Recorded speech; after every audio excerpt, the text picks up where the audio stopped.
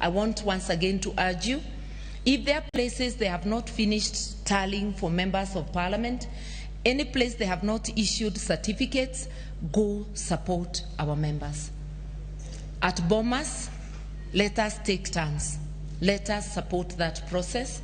We have invested. We have our votes there. We have our win being tallied. So go out there and let us ensure everything goes on well. I want to thank you. Once again, congratulate you all, not just those who got the seats, all those who put their best foot forward to make today what it is. And we look forward to working together and making it happen for Kenya. Asanteni sana.